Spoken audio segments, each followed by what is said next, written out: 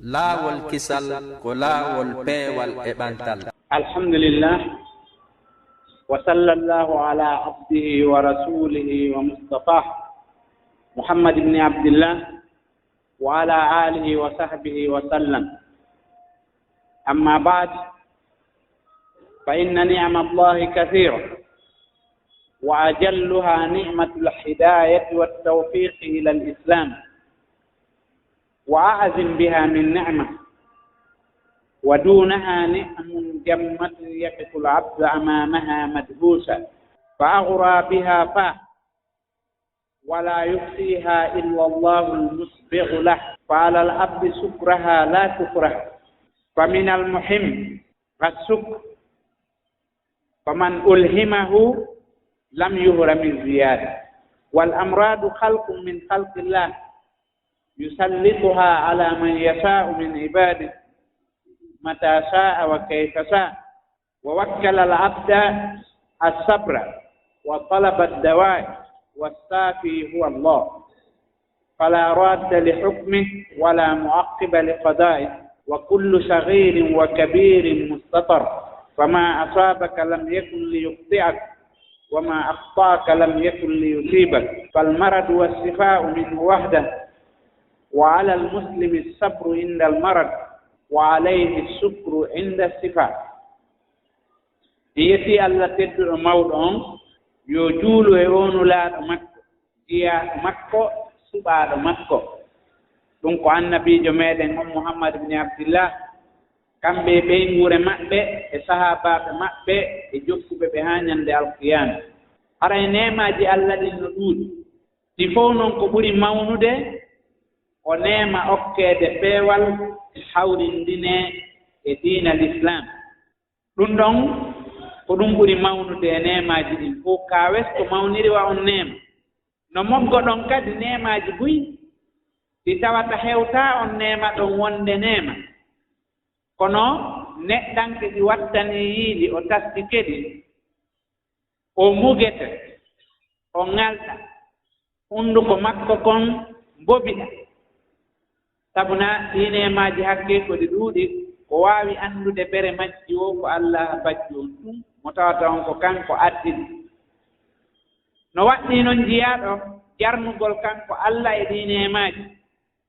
haray jaganaaki mo dullugol ɗineemaaji yedde mo kanko Allah haray noon kala mo Allah longini yeddugol mo kanko Allah haray o ɗawataake ɗaydaneede on haray ɗi ñabbeeɗi ko tagu kadi e tagaaɗi Allah ɗin ko kanko tagi nawnaare imo ƴetta noon nde nawnaare o wurta nde e mo faala nde o faalaa o eno o faaliraa o ko fawi jiyaa ɗon ko muññagol ɗaɓɓa lekki toroo sellinoowo on yo sellimi haray ruttoo ñaawoore Allah nden ala tebbindotooɗo nde ala kala goɗɗum ko fantiwo ko jantiwo ko mum no winda woopataa few ko woopi kon hawrataano ko woopi kon fof fiɗataano hadi ko ɗum si woopi ko fiɗi kon kadi fof woopataano woni ko ɗum waɗi si fiɗi ɗum ko koddori e Allah on no haray nde nawnaare o cellal ngal o fof ko kanko Allah subhanahu wa ta'ala woni addude no waɗɗi jiyaaɗo yo muñño si nawnaare nden ali si cellal ngal ari kadi ko yo jarno Allah haray ko en wiyetee nawnaare ka lugal arabiya ko iwgol eno wonirnoono ko waylagol no wa'unoono ko tawata no hertori neɗɗan haray noon nawnaare no mari façon ji ɗiɗi nawnaare yanaynde e ɓanndu ndun nawni nan e nawnaare yanaynde e ɓernde nden nawni nan haray noon nawnaare fii muɗum jantaama ko alqur'ana nokkeeli 14 nokkeeli goo ko maradi on tiɗi o woni wowlude fiimu mariidu on ɗum ɗon jantaa ko alqur'ana nokkeeli 5 marda on ɗum ɗon kadi jantaa ko alqur'ana nokkeeli 5 haray ɗii façon ji nawnaade ɗee façon ji ɗe façon nawnaaji fof o noone ɗe nawnaaji fof haray fof mum no jantaaka alqur'an Allah subhanahu wa ta'ala no yewtitii nawnaare ɓanndu nden o daali e ɗenngal annabi ibrahim wa ida maridtu fa huwa yasfin ɗum ko nawnaare ɓanndu nden o wii nokku goo wala alal maridi haraj waɗɗaaki nawnuɗon ɓitteede bakkatu fawaaki mo e ronkugol waɗde ko selluɓe ɓen watta kon ɗum ɗon kadi ko nawnaare ɓanndu nden nokku goo kadi o daali faman kana minkum marida ɗon men kadi ko nawnaare ɓanndu nden haray nde nawnaare ɗo annabi ibrahima en wattana yiili e nde yewtere nde o yewti ɗo tawen needi mawndi no e nder mum o wii wa iza maridtu si mimmi nawni fa huwa yasfini ko Allah sellintam o dambiti nawnaare nden e makko kanko kono sellingol ngol o dambiti ɗum e Allah subhanahu wa ta'ala imo wawno wiide si o nawniniilam ko kanko sellinaynoɗum so o nawniniilam ko kanko sellintammi kono o ronki wiide si o nawniniilam ko kanko sellintammi o addintini nawnaare nden e makko o inni simi nawni ko kanko Allah sellintammi haray ɗum ɗon no mari toɓɓe dan goo on wonde nawnaare no yana e neɗɗanke hara ko kanko woni weltindaade haa nawnaare nden ara o weltindoo ka ñaametee makko e ka njaram makko jooni noon nawnaare ko huunde nde gooto faalaa hay gooto faalaa ka nawnaare ko huunde añiniide jeyaaka e neemaaji ɗi jooni noon hari annabi ibrahima faale makko on kanko ko jantagol neemaaji ɗi allahu on neemini mo ɗi tawi noon jaraaka o wowla nawnaare nden ko jeyaande e neemaaji ko cellal ngal jeyaaka neemaaji ko ɗum waɗi so asbintini nawnaare nden e makko o asbintini sellingol ngol e jon neemaaji ɗin kono ko haqiiqa nawnaare nden o cellal ngal o fof mum koye morde ka Allah ko kanko nawninta ko kanko sellinta toɓɓere ɗimmere nden ko neeɓi hakkunde makko kanko jiyaaɗo on e Allah taguɗo jiyaaɗo on no waywa ko annabi Muusa maakunoo kon ka suuratul kahf hari mo yewtude fii yejjitugol o wii wa ma ansanihu illa seytan yejjintinaalilam fii jantanagol ma fii ngiilingi si wonaa seytaane o dambitaali yejjintingol ngol e Allah o dambiti yejjintingol ngol e seytaane ɗum fof ko jeyaa ɗum e leediiji hella ka wallingol konnguɗo haray noon nawnaare ɓerɗe ɗen ɗum kadi no jantaaka alqur'ana nokkeeli boy ɗum kadi ko nooneeji ɗiɗi Allah janti nawnaaje ɓerɗe ɗen ko nawnaare ko yahata ko wonata jiɗi liɓi ko arata e wonki neɗɗanke ara ka ɓerɗe e nawnaare sikkitagol ko haanunoo yananeede ɗum ɗon kadi ara ka ɓerɗe ɗum ɗon kadi fof ko nawnaare janta sifa mum ko Allah daali nokku goo fii qulubihim marad fa zadahumullahu marada ɗon hina nawnaare ɓanndu ndun ko nawnaare ɓerɗe nden nden ɓerɗe noon sino wowleede fii mum hina ɓerɗe wonde pompude neddiijan ka ɓanndu haray ko annoora mo Allah waɗi ka ɓernde ko miijotoo kon ko fiɓata kon ko laaɓi ko fiɓata kon ko tuuni ko fiɓata kon ko selli ko fiɓata kon ko ñewi ko ɗum faandaa e muɗum nokku goo tawa nawnaare nden ko tuuyooji ɓanndu ndun ɗum kadi ko ka ɓernde wonata ko si ɓernde nde yeewi jiɓili ɗiiɗi nde heɓa nawnaade ko si liimaano on naati kellal ngal heɓo ɓernde nden kadi ko ɗon tuuyooji ɗin immotoo si kulol Allah alaa e mayre tuuyooji ɗin hewta e ɓanndu ndun ko sifa ɗum ɗon kadi Allah daali nokku goo falaa tahbana bil qawl fa yatma alladi fi qalbihi marad ɗum ko nawnaare tuuyo ngon imam muslim o fillike ka deftere makko sellunde e hadise abi zubayr immorde jabir bun abdillahi radiallahu an immorde nulaaɗo Allah sallallahu alayhi wa sallam o maaki li kulli da'in dawa fa ida usiba fa ida asabani dawa'u da'a bari'a bi iznillah wo kala nawnaare no mari lekki kala nawnaare no mari lekki si tawi woni lekki kin hewti nawnaare nde sellay kono koye dungaye Allah subhanahu wa ta'ala no woodi docteur ɓe ñawnday ɓe ñabbeeli ɓe ñawnda ɗi haa ɗi sella e juuɗe woɓɓe goo ɗin ñabbeeli ɗi ɓe ñawndi tigi nawnina ɓe wara ɓe kamɓe ɗum fof ko hollugol wonde ko Allah woni sellini ari ka tawi hayni kadi ka Bukhari e Muslim nulaaɗo Allah sallallahu alayhi wa sallam no maaki ma anzala allahu min da'in illa wa anzala lahu sifaa Allah jibbinaali ñawwo si wonaa o jibbinaniimu lekki ari kadi ka Musnad Ahmad e hadise Ziyad immorde Usama bne Sharik o wii arabuujo yimɓe ladde iwa ɓen ka fulasooji arno ka nulaaɗo Allah sallallahu alayhi wa sallam o wii ene nulaaɗo men ñawndoto nulaaɗo maaki wii so nawni ñawnde o maaki o hadise ɗo tabdawo ya ibadallah ñawnde yo jiyaaɓe Allah fa inna allaha lam yada da'an illa wada lahu sifaa Allah waɗaali ñaw si wonaa o waɗaniingu lekki gayra da'in wahidin sina nawnaare wootere fetto nden ɗum woni mara lekki qaalu wa ma huwa ɓeyni ko hennde woni nden nulaaɗo o maaki alharam ko nayeewu si ari lekki mum ala ngalu ittata laamu ittata doole ittata gandal ittata hay hunde alaa ko woni lekki nayeewu ko ari ɗum ɗon lekki alaa ko nulaaɗo maakiri noon haray hadiseeje yewtude ɗen fii ñawndagol ɗiɗe ɗuuɗi haa ɗen ɗon kadi ɗe buɓɓondiraa e hadiseeje yewtude ɗen fii yowagol e Allah sabuna ko nafata jiyaaɗo on kon fof ka nder diina makko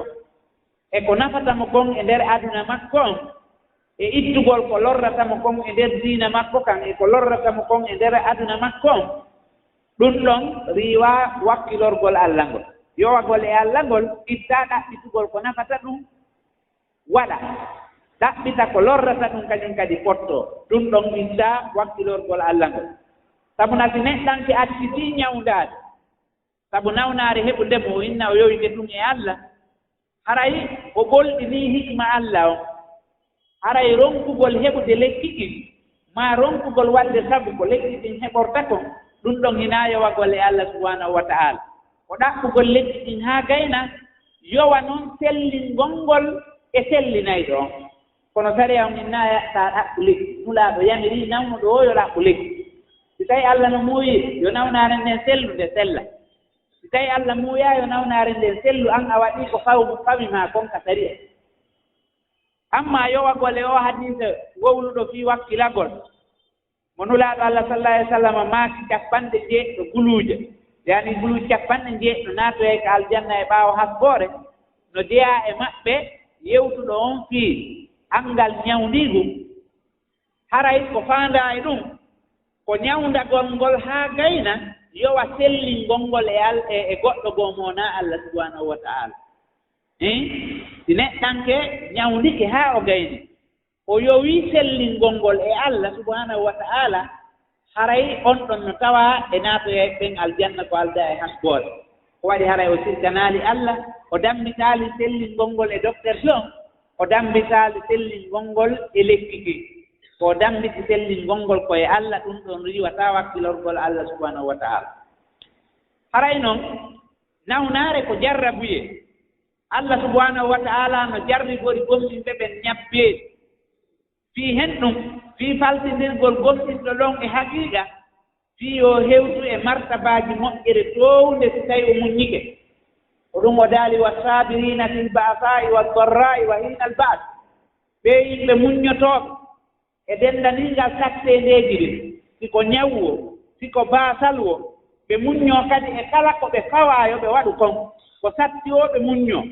ɓee ɗo hay kadi hare ko tawata ko fewtondirgol e heeferɓe ɓe sutoronowaa kaaba ma finkaari ma ko nanndi e muɗum an kadi yottoɗaa wiyo diine Allah kan wuuru ɗum ɗo fof aray ko muññi e muɗum kala sattende arde o daali nokkugoo fa amma al insanu ida mabtalahu rabbu fa akramahu wa na'ama fa yaqulu rabbi akraman wa amma ida mabtalahu fa qadara alayhi rizqa fa yaqulu rabbi ahana wo neɗɗanke mo tawata alaa diina mo gomɗinaa Allah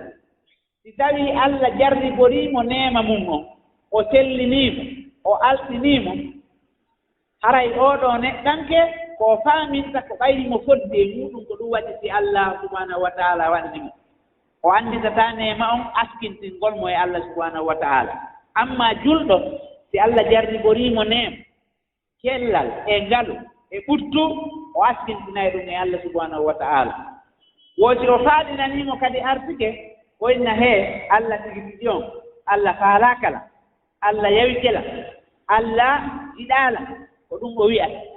Amma jiyaaɗo gomɗinɗo Allah ko muññoto o askintina kadi ko neema heɓi o askintina mo e Allah siko bone kadi heɓi o askintina e Allah subhanahu wa ta'ala o toromo yo wiɗɗu bone. Ibnul Jawzi rahimahullah o maaki gomɗinɗo on si tawi o jarɗi boraama nawnaare o tuubay o ruttoo ka Allah o du'o o toro Allah yo Allah sellim o sansataa yela makko on e faale makko on e jorto makko on sabuna Allah no anndi o sellinayi imo anndi o ñawinayi kanko jiyaaɗo on imo anndi ko Allah sellinta imo anndi ko Allah ñawinta. Si Allah addii nawnaare nden ko maslaha o addani nde so o addii cellal ngal kadi ko hikma o addani ngal ko ɗum waɗi si tawi woni ɗen ootii heɓii annde nawnaare yo askintin sellingol ngol e Allah o toroomo kadi yo Allah sellinmo hikma moolanaaɗo no e addugol nawnaare nden ko nde juuti o o ta'ootii kaƴo sellugol ngol e hoore ɗum kadi yo nawnaare nde wonan mo tuubuubuye. Ari e hadiise selluɗo immorde Abi Hurayra o maaki nulaaɗo Allah maaki ma yazaalu lbala'u bilmu'mini walmu'mina fi nafsihi wa maalihi wa waladihi hatta yalqa Allah wa ma alayhi khati'a. Nulaaɗo maaki bala o seerataano jokka jiyaaɗo gomɗinɗo e suddiiɗo gomɗinɗo ka wonkii makko e ka jawdi makko e ka ɓiɓɓe makko haa o yiidoya e Allah ñannde o maayi tawa o maraa junubu wo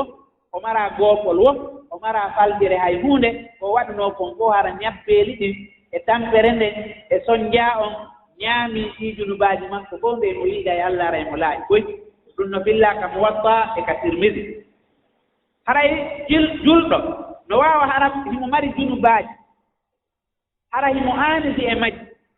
ko ronku feere soragol Allah yo Allah yaafotiɗi fof maa ɗum njani ɗin o tuubi kono no woodi ɗon piiji bul ko weltindii fii muuɗum kono hara Allah ɓay no yiɗimo no yiɗanimo nawnaare nden ara yaafooɗi gooɓiɗi kanko julɗo o yettiti fii muuɗum fof. Nulaaɗo Allah sallallahu alayhi wa sallam maaki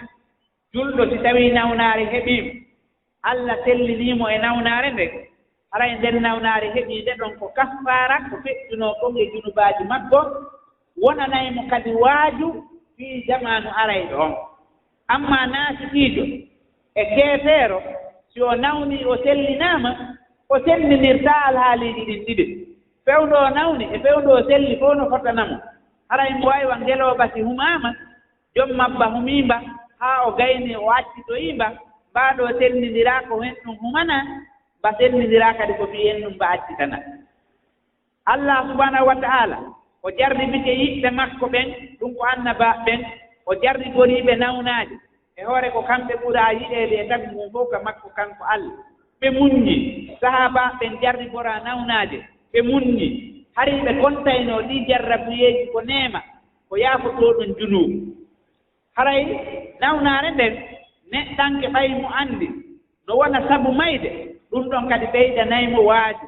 o waajidoo fewndu o selli weltindaare nde o joginoo nden fewndu o selli o yiltoo o wakkiloo si o selli si o nawni ɓay o waawataa waɗde ko waɗaynoo kon si mo selli ɗum ɗon anndintinamo neema cellal ngal heɓano o ɓeydira wakkilaade tuma o selli o ɓeyda kadi annditude fii mayde ko ɗum waɗi si goɗɗo nawni o hasii kon Allah artikaymo tuubuuɓuye o hasii kon Allah artikaymo heɓɓitagol fiiɗi ko weltidoo fiimu o hasii kon o waɗay wasiyeeji ɗi tawaynoo emo weltidii fii muɗum ko ɗum waɗi o geray haa o artida ko yeebii kon fof o annda waler cellal ngal fewndu o selluno o annda waler cellal ngal tuma o nawni o annda si o nawnii kadi o selli o annda o ɓeyda ruttaade e Allah o annda ko Allah ɗum waawi sellindemo kala ka o yaha e aduna on e kala docteur ɓe o yiidi e aduna on haray mo anndi décision o jooñoto woni e Allah o ɗaɓɓira mo yurmeende o ɗaɓɓira mo cellal o ɓeydoo liimaani o ɓeydoo yananeede si tawi woni ɗen ko selli o ɓeyda anndude ko wiyetee kon waler cellal ngal o annda ɗum ɗon noon o waawi anndude ɗum wootuma o nawni neɗɗanke annda hittugol cellal ngal fanni o nawnaade ko ñannde o nawni o annda jaka hari ngal cellal no hitti ko ɗum waɗi nulaaɗo meeɗen mon sallallahu alayhi wa sallam ide maaki e hadise on ɗo ka Bukhari ni'matani maghbunun fihima kasirun min annas as-sihhatu wal faragh nemaaji ɗiɗi no jokki yimɓe ɓen kono hiɓe yawi ɗi haa hiɗi ɗuytani ɗe baraaji ɓuy ko innu woni ɗum cellal ngal e ɓuttu ngu si wooti no selli haray mo weltindii hakkati makko wurii ala si tawii mo hetti fewnde ɗon kadi haray mo weltindii hakkati makko ala ko tuma o nawni o annda jaka hari cellal ngal no wondi e moƴƴere moolanaande ko tuma kañum kadi o jogaa o annda jaka tawi hettaare nden no wondi e moƴƴere moolanaande haray no woodi toon ɗe ñabbeeli ɗi tawata moftanuuji ɗin no jarri boreeɗi kono hara sabu muɗum ko geddi ɗin ko junubaaji ɗin junubaaji ɗin no wona sabu addaneede jarrabiyeeji moolanaaɗi ñabbeeli hulɓiniiɗi ara fii yo julɓe ɓen waajito amma noon ɓe wonaa julɓe ɓen ɓen ɗon hakkati maɓɓe alaa ko ari woyɓe addude sabu goɗɗum ngoo haray noon no woodi ñabbeeli ɗi tawata docteur ɓe ɓen waawataa ñawndude hay so tawii lekkikin no woodi Allah wirnanaki docteur ɓe ɓen ɓe ronka yiide sabu nulaaɗo maaki ñaw wo ñaw no mari lekki kono wonaa lekkeele ɗen fof yiyete no woodi lekkeele gooɗe tawata Allah no wirni ɗe ƴataaka hara goɗɗo waawataa daɗude e ɗiɗo ñabbeeli o waawataa dogude ooti ɓeyda anndude jooñorde nden ko ka Allah wa zannu alla malja'a min Allahi illa ilayhi summa taaba alayhim liyatuubu ɓe lanna sellitude ɓe lanna yananeede ɓe hooloo wonde ene alaa ka nokku ka bake alaa nokku ka bake si wonaa ka Allah subhanahu wa ta'ala ɓe tuuba ɓe ruttoo ka Allah subhanahu wa ta'ala kadi jaɓana ɓe tuububuye no woodi to ñabbeeli fuy ronkin docteur ɓe wono choléra en jukkan pay koy e nde nawnaare wiyeteende sida en e ko nanndi e muɗum e nawnaare aranum e ɓe innayno faa'un ko ɗum ɓe innata fewnde ɗo bes ñabbeeli kiɗɗi kañum e cancer en e siba nde nawnaare arnde ka men Allah sellini yimɓe ɓen e mayre o ittinde wiyeteende Ebola e ko nanndi e muɗum ɗum ɗo fof ko Allah addanta ɗum ko jarrabuye geddi ɗin si ɗuuɗi Allah subhanahu wa ta'ala wurtay e yimɓe ɓen ko satti ɓe maakoda e muɗum ɓe tampida e muɗum ɓe yanngoda e muɗum wiyo ɓe fewtumo kanko Allah ɓe laɓɓina tawhidi maɓɓe ndin ɓe toro Allah subhanahu wa ta'ala yo sellimi no toon ñabbeeli fuyɗi tawata no lijmi yimɓe ɓen ɓe seedataa e majji ko ɓuri kon hara ndikkay ɗum woni ɗum ɗon fof koko wattata jiyaa ɗon e ruttagol e Allah subhanahu wa ta'ala o waajitoo o ɓeyda huɓidaade hoore makko e diine makko kam amma ɗi gereeji ɗi no warde yimɓe ɓen ɓuri ñabbeeli ɗi gereeji ɗin ko mooɓugol million ji yimɓe wara fof sabu anngal yurmeende e rewgol julle laamu goɗɗo wakkiloo rewgol jullere laamu muɗum o wakkiloo warde million ji yimɓe fii reenugol nde jullere nde tawata luftataa e juuɗe makko aduna ko satti o ko satti ñannde gondi wayi kono haray mo wakkilii warde ɓee ɗoo yimɓe fof haray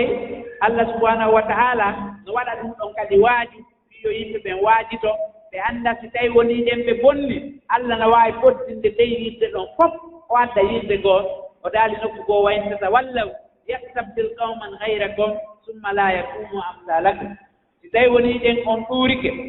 on hucci on ronkii fewtude e Allah o wattita yimɓe goo ɓe wonaa onon hara ɓen wa'oytawa mooɗon o wii nokku goo walawla dafullahi nnasa ba'dahum bi ba'd la fasadatil ard tawino naa ko tawi kon Allah on adda e woɓɓe ɓe wona ɗon ɗen haa ɓe gayna Allah fottina ɓe addu e woɓɓe goo kadi o waddita ɓe leydi ɗin bonayde haray ɓe wonɓe rewde ɗee ɗoo julle ɓe wara yimɓe ɓee ɗoo ko haqiiqa ɓe gomɗinaa Allah subhanahu wa ta'ala ɓee ɗoo gomɗinaa ummital ɓe yananaaka hasboore ko ɗum waɗi si ɓe waɗde ɗi crime ɗi ɓe woni waɗde o aduna haray neɗɗanke muuseni ndi o heɓata ndin so heɓi barke ka reedu makko e ka ñiiƴe makko e ka noppi makko e ka gite makko e ka ɓooƴe makko e ko ɓernde nden muusetee kon e anndal newagol foofaango ngon wonde e ñabbeeli nanngayɗi guri ɗin e ñabbeeli ɗuuɗuɗe o tawata neɗɗanke no heɓat si tawi ko waaji to tooɗo o annditiray sabu ɗum kañum kadi lette Allah nen subhanahu wa taala ñiire muusa mo o anndita moodi ɗum ɗo no muusi lette Allah ɗen noon no waalanii ɗum ɗon guriiji muusa mo o anndita ko lette Allah ɗen muusi kon si ɓanndu makko ɗum muusi siko julɗo o waajitoto o annda lette ɗen no muusi lette ɗen heƴataa e neɗɗanke yo wakkilo o waɗa ko dandata mo ɗeeɗo lette rabbuna subhanahu wa ta'ala faaboomo e hoore mum ɗon haray ñabbeeli buy no woodi ɗi tawata ko weltitaare yimɓe ɓen wona ko sabu majji sifa faggitagol junubaaji ɗuuɗuɗi kañum kadi no wona sabu ñabbeeli haray yo yimɓe ɓen reeno heɓa tata kuye e ɗi ñabbeeli wonɗi arde si ɗi ari footi annda ko woni sabu argol majji si ɗi bottike kadi o annda ko woni sabu bottagol majji o yetta Allah subhanahu wa ta'ala أقول قولي هذا وأستغفر الله العظيم الجليل لي ولكم ولسائر المسلمين فاستغفروه إنه هو الغفور الرحيم. الحمد لله والصلاة والسلام على أشرف الأنبياء والمرسلين وعلى آله وصحبه ومن اهتدى بهداه واستنى بسنته إلى يوم الدين. يقول الله سبحانه وتعالى: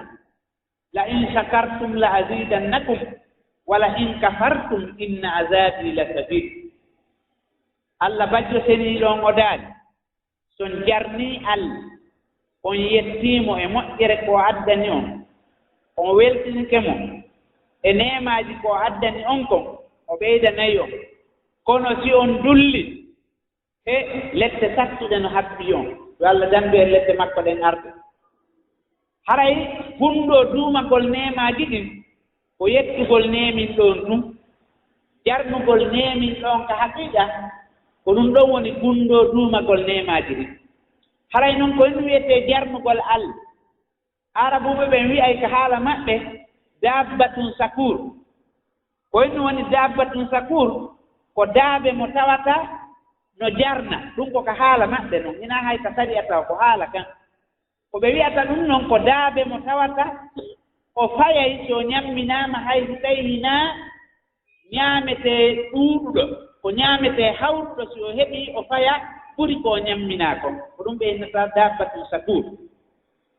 jooni noon ko wiyetee sukuru on ko haala arabu ko jarnugol moƴƴiiɗo e ooti on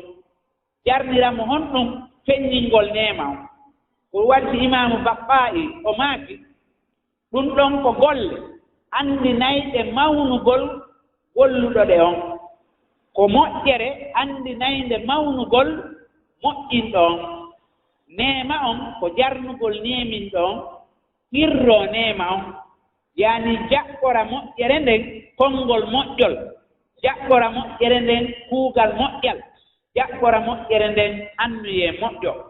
o si manta neemin ɗon o mantiramo ka konngol ko a noon kañum kadi o yanga hoore makko e fii dewal ngal fii weltingol neemin ɗon o fiɓa kadi ka wonki makko ka ɓernde makko wonde ko Allah subhanahu wa ta'ala on jonnimo oɗo neema ko ɗum wiyetee jarnugol Allah ka lugal arabiya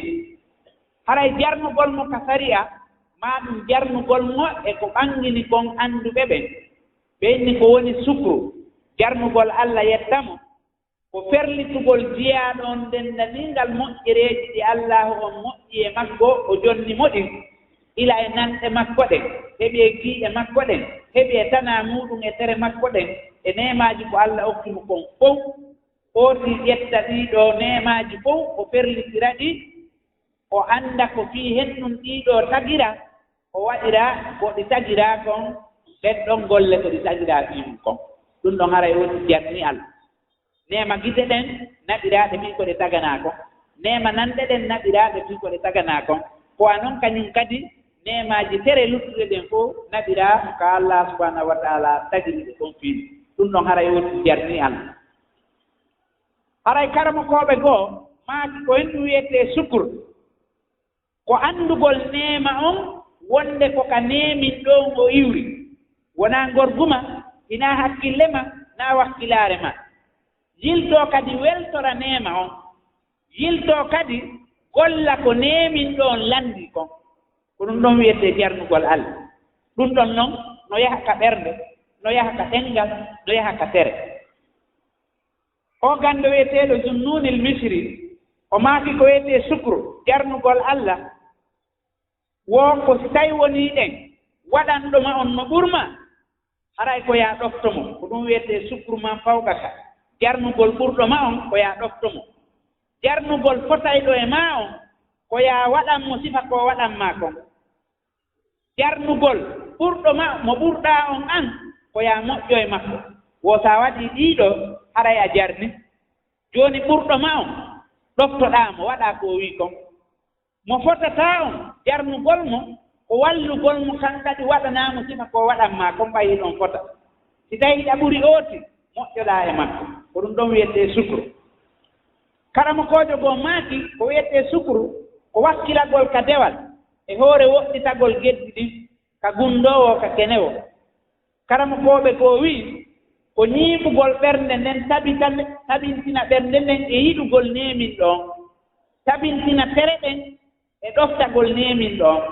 tabintina ɗengal ngal e wowlugol inde neemin ɗon tawi o si hawtiti ɗiɗo haray o jarni Allah subhanahu wa ta'ala karamo koɓe goo wi ko wiyete jarnugol Allah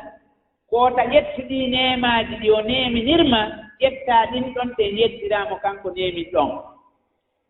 karamo koɓe goo wi ko wiyete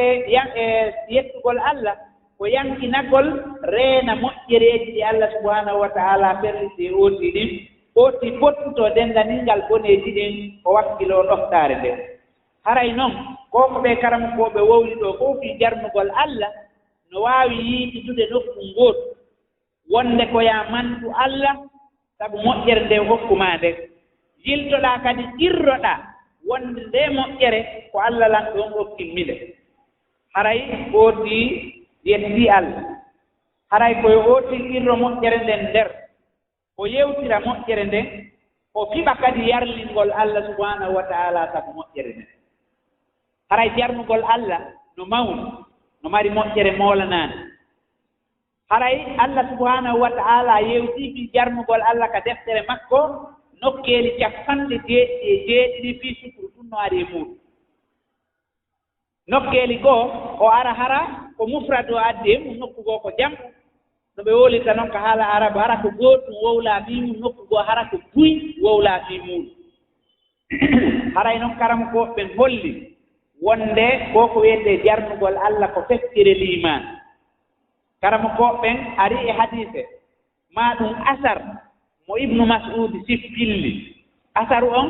ko yewtere sahabajo on hara o ɓantali mo e nulaaɗo Allah sallallahu alaihi wasallam kanko Abdullah ibn Mas'ud o maaki al imanu nisfan wo liman on ko pecce ɗiɗi nisfu sabrin wa nisfu sukrin wo feccere goo ko muñal ɗum feccere goo ko jarnugol Allah ngol feccere liman on ko muññagol feccere liman o immere nden ko jarnugol Allah si tawi o ti muññike o jarni Allah haray o timmini liman o hara o heɓi feccere ɗiɗi ɗum Allah subhanahu wa ta'ala o hawtiti hakkunde muñal ngal e jarnugol Allah ngol nokkeeli ɓuyi e aayaji alqur'ana ɗen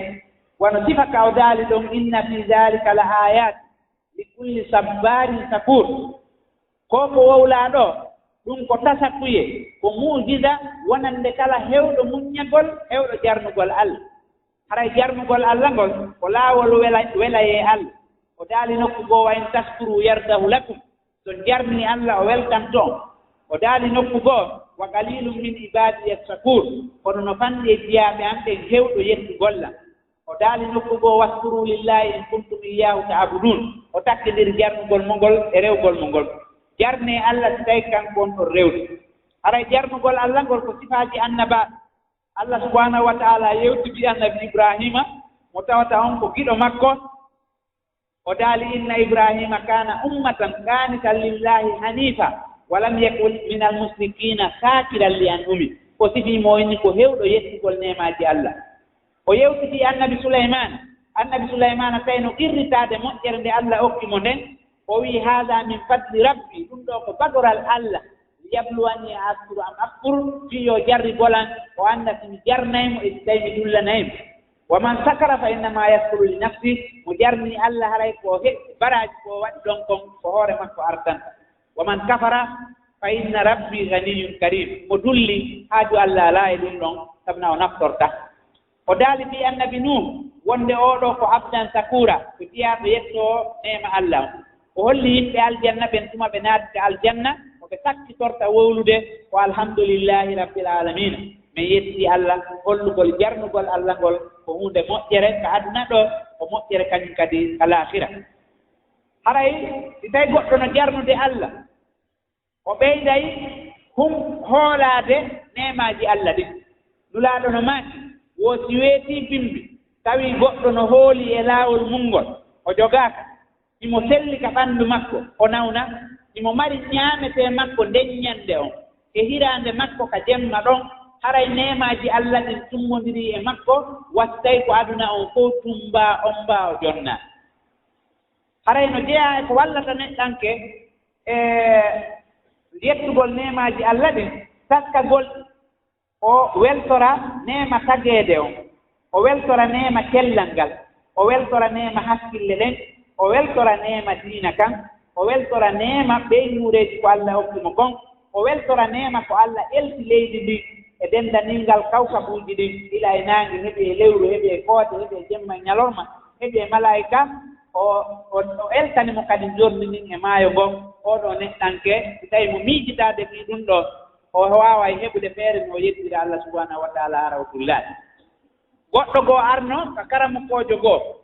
o wulliti e makko baasal o inni ha ndaara miɗo soññii miɗo tampi miɗo waasi oya inni jooni accu mi toroo Allah yo Allah wumine mi ofte ɗo jooni dinar guluuje sappo o inni mi wakkilaaka o inni awa accu mi toroo Allah yo mbobinɗine mi ofte ɗo dirham guluuje sappo o inni mi wakkilaaka wo awa accu mi toroo Allah yo Allah taƴi juuɗe maaɗen e koyɗe maaɗen mi hokki guluuje noogay dinar o inni mi wakkilaaka wo awa accu mi toroo Allah yo Allah waɗɓe feetu ara hakkille ala mi hokki guluuje sappo dirham o inni mi wakkilaaka o inni immo yaha wooti ɗum ɗo fof waajatima a woni e yawgol a woni e dullugol hara a hersaali taguɗo ma o imo hokkuma ɗum ɗo fof ni imo hokkuma ko ɓuri ɗum ɗo ko sutiɗa e ko a sutaaki kono iɗa yalta tun iɗa yawa iɗa dullana Allah subhanahu wa ta'ala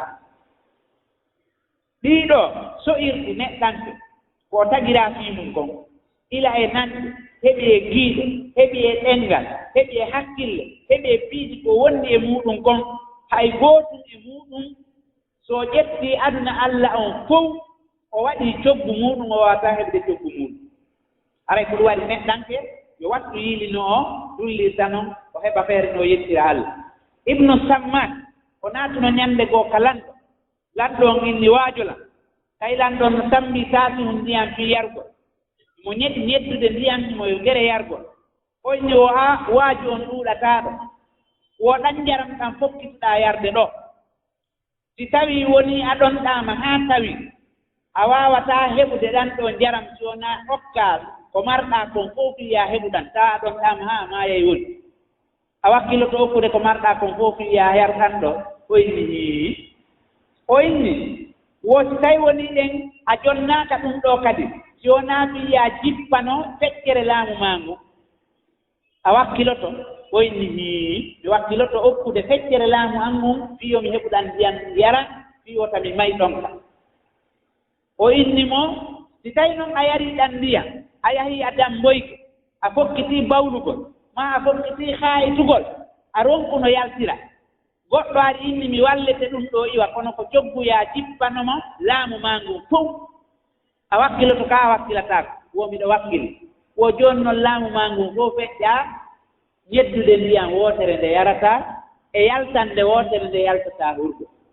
ko kono ɗum ɗo yoniima waaji so tawi ko a waajibitoo neɗɗanke o jeyaa hoore makko kala ko Allah subhanahu wa ta'ala okki mo yo weltor ko okkaa kon o jarna neema Allah on o anndi noon on neema ɗon ko neema wottuma o hatti gootum e ɗin neemaaji ɗi Allah subhanahu wa ta'ala neeminimo ñannde o jogaa o ko nden ñannde o anndata neema heɗɗaare ko ñannde o nawni o anndata neema cellal ko ñannde o weelaa o anndata neema haarande ko ñannde o ronkinoo ɗaanora o annda neema ngolɗoyngol ngol Allah woni addude e makko ko neema moolanaaɗo haray dimɗe yettugol Allah ngol no ɗuuɗi no jeyaa e dimɗe ɗen ko aduna ɗo Allah duuminay neema o o daali la in sakartum la azidannakum son jarni Allah o ɓeydanayi o no jeyaa e neema on ko aduna ɗo Allah alan ɗo hokkoray mo ɓuttu si aden no weltanni Allah no jarnude mo Allah hokkay mo ɓuttu ɓernde kala hara o hokkay mo aljanna so tawi woni ɗen Allah hokki goɗɗo aljanna haray o tabintini neema makko haray noon enen kadi watten yiide ko honno wonɗen jarnirde Allah ɗi neemaaji makko Allah addi Ebola e ndi leydi duuɓi buy moƴƴereeji buy sakkoraama sabu heɓugol nde ɗo nawnaare boneeji buy ɓeyditike sabu argol nde ɗo nawnaare yimɓe buy maayi sabu nde ɗo nawnaare yimɓe buy tampi sabu nde ɗo nawnaare yimɓe buy dogi sabu nde ɗo nawnaare moƴƴereeji buy heɓotonooɗi sakkoraama sabu nde ɗo nawnaare hay hajji sakkoraama sabu nde ɗo nawnaare Allah subhanahu wa ta'ala e moƴƴere makko nde e ñeeñal makko ngal o ittii nde ɗo nawnaare o ittiinde sababuuji buy dilli kono ko Allah subhanahu wa ta'ala on itti nde fewndo nde ari yimɓe ɓen fof torano Allah yo Allah ittu nde nawnaare Allah faabo en itta nde nawnaare wonɓe Makka yo toro Allah o Allah ittu nde nawnaare wonɓe ka leydi men ɗo yo toro Allah o Allah ittu nde nawnaare julɓe ɓen fof yo toro Allah o Allah ittu nde nawnaare Allah ittiinde ko henndun noon wonɗen jaɓɓorde jarnugol Allah fii ko itti nde nawnaare ko invitugol yimooɓe ama dansooɓe e aduna on yo aru golla golle seytane jama on fof welko ko ni Allah jarnirte ɗum ɗo wonaa jarnugol Allah ni inaani Allah jarnirte o ɗi waktuuji wonɗi feƴƴude ɗo hitaande heyre no naati Ebola no yalti moƴƴereeji no heɓi ɓuttu no heɓi yaajeede no heɓi jooni noon so a yaltii e tarawooje ɗen fof no heewi yimooɓe ama banseetiiji no joɗɗinaa e Carrefourji ɗin fof no ombi laawi ɗin fof hari ɗii banseetiiji e yima ama no waɗanaa pilasiiji feereeji ka waɗe ko ka kulobuji kañum e ka lokkeeli ka ɓe innata maison des jeunes e ko nanndi e mum ko ɗum jooni noon no saakiti e saare nden fof no ka maafitiiji no ka binde juulirɗe no ka Carrefour-uji no ka ɗate ngene no ka ɗate tosooke hay gooto waawataa heɓde feere hay no naatira ka makko ɗum ɗo fof no ameede jawle no bonneede bisigiji no tappeede rewɓe e worɓe no jillondiri no ama no yima no innude ko weltagol mbi Ebola yeyi ni Allah jarni ɗi musique ji ɗiɗo ko harmuɗi ari e hadise mo Sahal ibn Sa'di Sa'idi filli o wi nulaaɗo Allah sallallahu alayhi wa sallam maaki heɓoto e nder mofte an ɗen munneede e meheede e wayliteede ɓe wi ko hende tuma ɗum watta nulaaɗo maaki ko ñannde o musique jaali e aduna on tawi paykoy e mawɓe e rewɓe e worɓe e yimɓe ɓen fof wonti jooni yimooɓe ama ɓe daginii beere on hadise ibnu Hibban no fillimo imam Bazar no fillimo ibnu Maaja no fillimo imam Ahmad no fillimo ɗum ɗon fof ko hollugol wonde ɗum no wondi e nambara hulɓiniire si beere nde yaraama rewɓe yimooɓe ama e worɓe yimooɓe ama yalti riba feeñi coñci hari e wattaama haray sikkere Allah ari e ndin ɗon leydi ari e hadise mo tawta nene Aysata no filli wonde Allah no harmini musique e aalaaji musique imo harmini yeewugol aalaaji ɗin imo harmini ñaamugol coggu mum imo harmini ekkitugol yimɓe ɓen waɗugol ɗum imo harmini jentagol ɗum on tawi o jamɗi ko Allah daali kon wa min annasi man yastari lahwa alhadis li yudilla an sabilillah Saïd bun Jubayr maaki ko musique wi'a ɗon ko anon kañum kadi Mujahid e Ikrima ɓe fof ɓe firi ɓe inni ko musique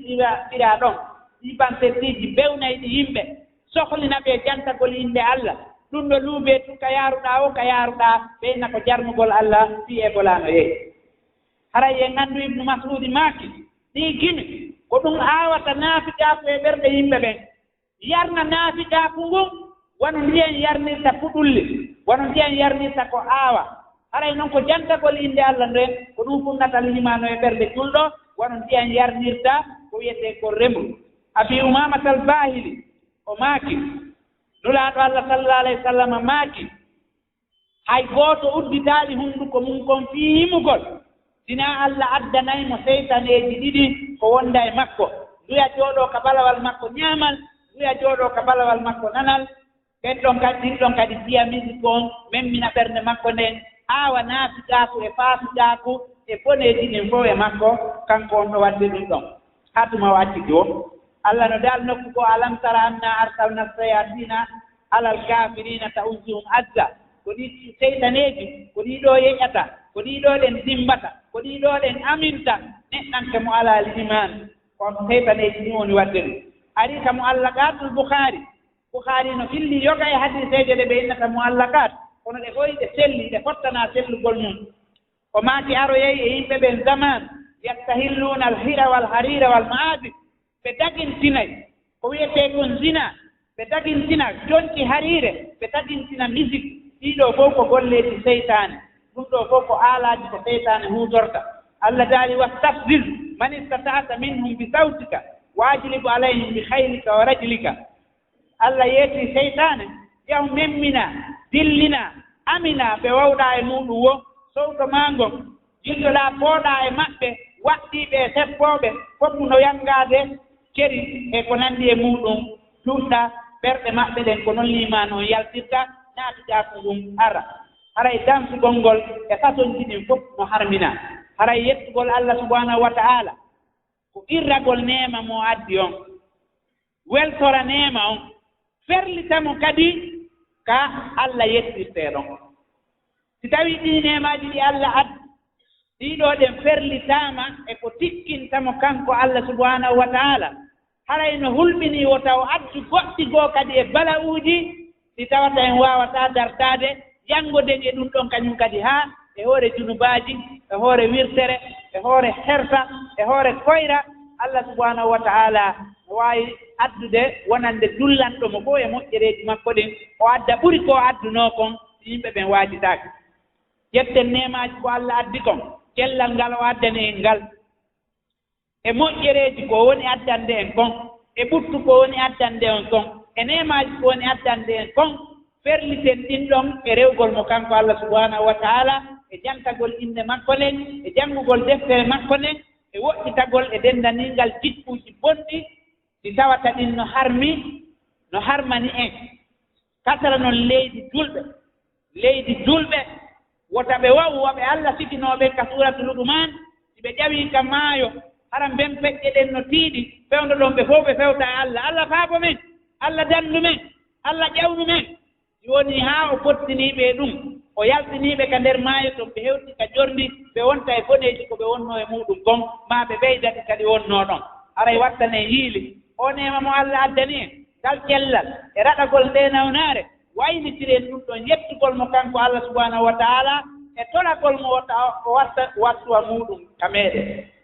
yo dandu ka yaari ton fof o itta kono noon wonaa en wayliti ɗum watten geddi watten welooji ɗi tawata ko yowondirɗe golle seytaane haray ɗum ɗon adda e tikkere Allah nden rabbana waffiqna lima tuhibbu wa tarda allahumma arzuqna shukra ni'amika allahumma arzuqna shukra ni'amika allahumma arzuqna as-sihhata wal afiya wal ghina wal raha اللهم جنبنا الشيطان اللهم جنبنا الشيطان والهوى وجنبنا النفس اللهم جنبنا النفس الأمارة بالسوء اللهم اجعلنا من الراشدين